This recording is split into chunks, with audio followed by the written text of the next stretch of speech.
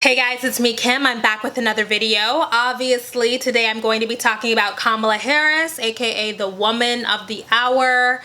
And it's a whole lot. There's so much to talk about here. Let's get into it. Kamala Harris is definitely a problem, but we have to acknowledge how she is both good and bad sorts of trouble. Now, of course, we're gonna start with the good because that's the polite thing to do. You know, Kamala Harris is this huge figure in our public conversations right now because she's good. She's so freaking good. Have you seen this woman on TV? She is personable. She knows her stuff. She has that beautiful smile, like she gets it. She's a fantastic performer, and that is what we need. So over the past month, we've seen Kamala promoting her new book, and now that her campaign is launched, we saw her do that big, kickoff speech in Oakland, and she did the town hall in Iowa for CNN, and like, it is good. You are not going to catch this woman slipping. You're just not. Not when it comes to her public presentation. And I watched that town hall on CNN, and I was really impressed by her clarity on a number of issues. I loved what she had to say about Medicare for all, and that matters. I cannot stress enough how much that matters. But in 2019, the left needs to be real. We need to be really honest and recognize that in the post-Obama and hopefully soon the post-Trump era, having a candidate that is good in public, that is good on camera, that can deliver sound bites, that is the path to victory. Donald Trump is a liar and a cheater, but people find him to be charismatic. Now, people who are okay with bigotry and racism, but still, enough people for him to get to 270 electoral votes, okay? He has swindled half the electorate by using catchy slogans. We need to fight fire with fire. And because we need to fight fire with fire in that realm, I do believe that Kamala is the front runner. I think that she's the one to beat right now. I really do.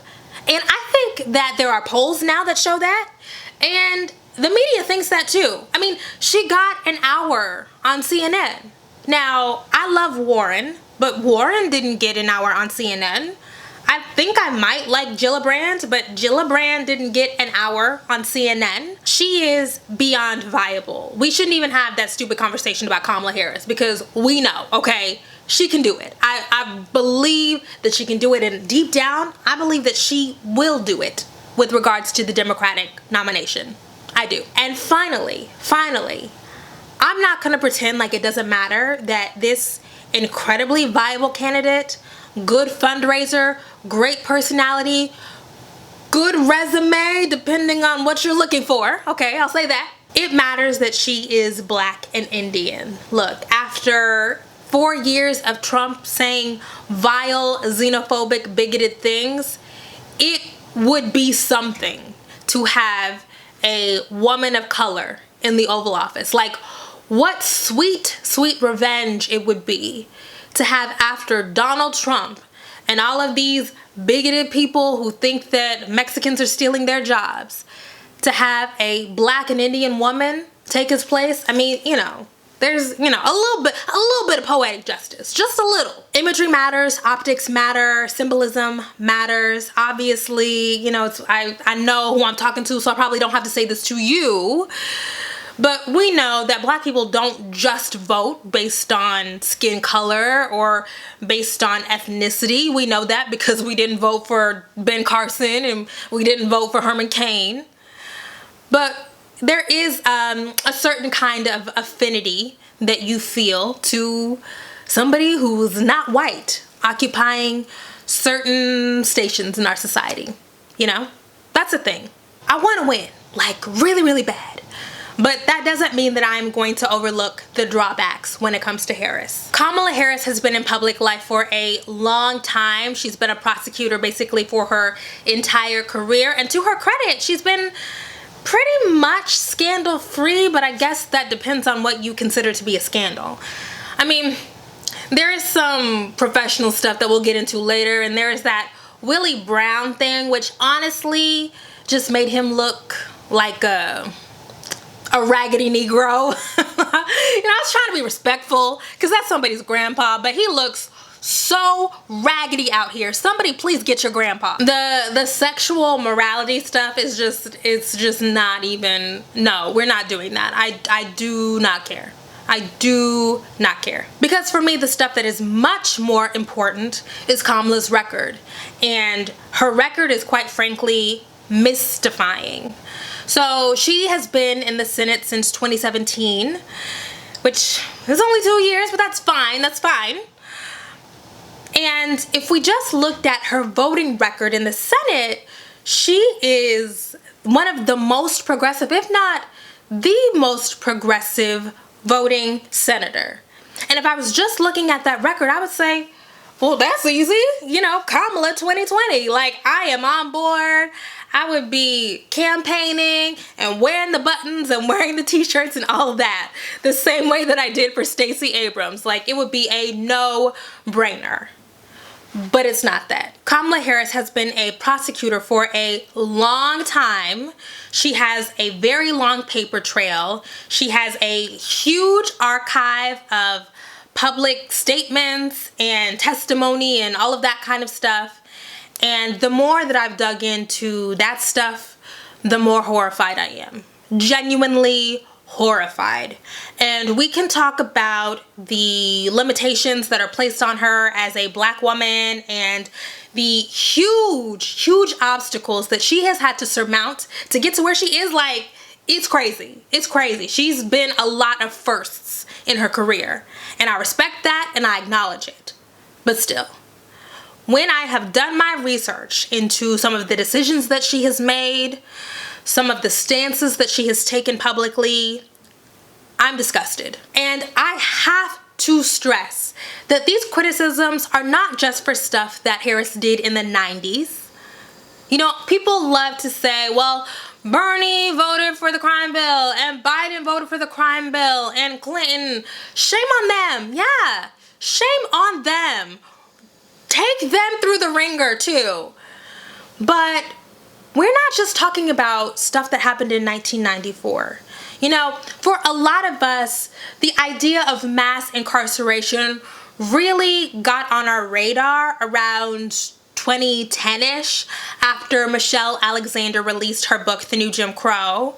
That's when I really got into the prison abolition movement and thought about what we are doing to the people that we deemed bad in this society. But right around that time, when Michelle Alexander was doing all that public work and releasing that book, and we were having this new conversation about reform and injustice in the prison system, Kamala Harris was perpetuating that injustice. And I'll admit that I have a very strong anti-prosecutor bias. To my mind, prosecutors are cops who could pass the bar. They're cops who wear suits to work. You know, I'm not for it. And by the way, whenever I talk about my anti-prosecutor bias, people always say, well, that's because you've never been the victim of violent crime. Yes, I have. Yes, I have. I still am very anti-prosecutor. But I recognize that's the system that we have. So we're gonna have prosecutors. And it matters to me what kind of prosecutor you were. So in this country, I am anti-prosecutor because we see time and time again that they are more interested in winning than justice. That they will do anything that they can to cover up mistakes and malfeasance and ruin people's lives in the process. When I looked at Kamala Harris's record, I was disturbed by the numerous stories where there was an obvious issue with lab testing, with the evidence, with the prosecutors themselves. And instead of saying, oh, well, we made a mistake, you know, when somebody brought it up, they worked to keep people imprisoned via technicalities. And because this has been brought up repeatedly, Harris, of course, has said that she was acting on behalf of the state or she was acting on behalf of the city, and this is not necessarily about her personal views.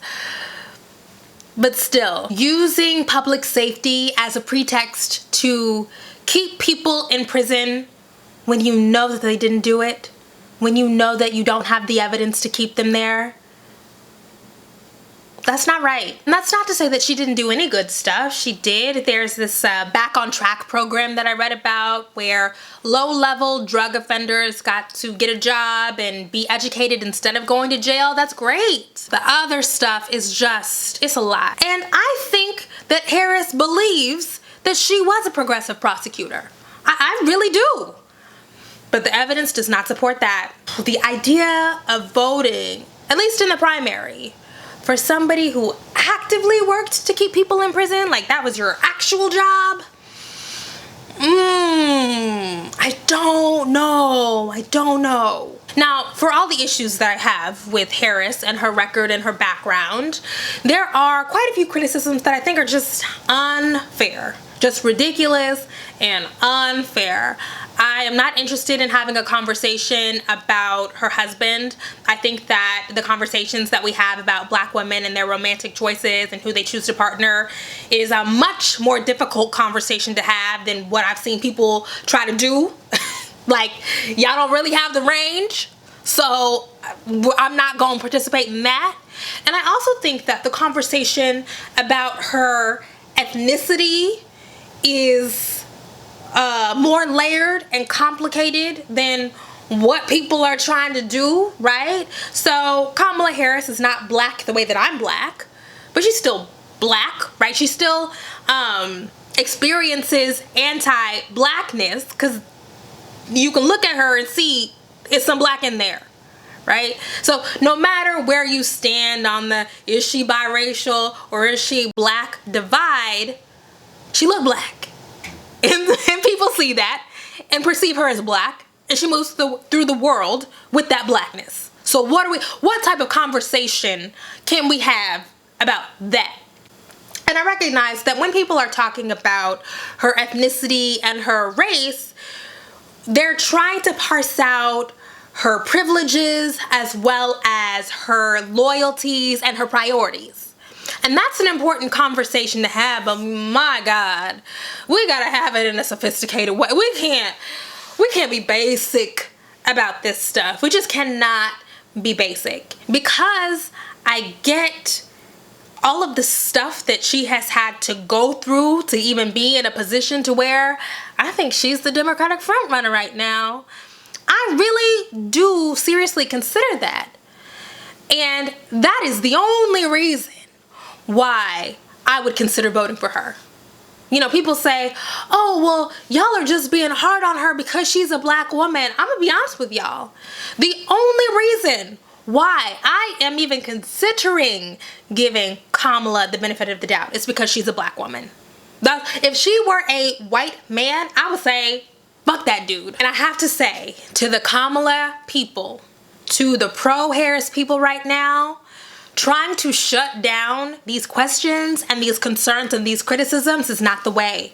That is not the way, you guys. I hope that the Kamala people, the people that she has hired, recognized that just trying to explain it away by saying, you know, using her identity or, you know, it was hard being the first, that is not going to do it. If we learned anything from 2016, it is that people like me, you know, younger Black voters are not going to be scared out of broaching these concerns. We are not going to be coerced into voting for somebody that we have real issues with. Please, please let that be the lesson that you took from 2016, please. Because a lot of stuff happened in 2016 with Black people. There was suppression, there was gerrymandering, but there was also a feeling that Hillary Clinton did not address the issues that she had sufficiently. And for young Black people, you know, look, in 2020, you are not going to be able to win the presidency if Black people don't come out and go hard for you. And not just the older Black people, not just the people we know are gonna vote. We need all demographics out there, enthusiastic, fired up, and ready to go. And if you try to ignore the concerns of younger Black folks who have these real questions, you're going to lose. You are going to, please, oh my God, it really scares me. because I really think Kamala is gonna get there. I really do. What we saw in 2016 is there are a great many black people who will say, I'm just not gonna vote. I'm going to stay home. I don't like him. I don't like her. I'm not doing it. I don't believe in that strategy. I don't think that that is the best bet.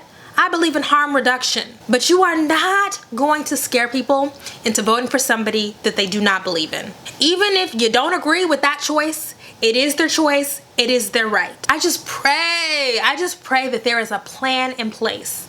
I really do. Well, that's all I have to say about that. Thank you guys so much for watching. Of course, I made a bonus video on Patreon. It's me talking about a couple of things. So hypocrisy and divesting from black men and a little bit on B. Smith. So go over and check that out. Buy some merch, join the email newsletter, send me an email, leave a comment. Thank you guys so much for watching. I appreciate you. Are you gonna vote for Kamala? Are you pro Kamala? Are you Harris 2020? Let me know.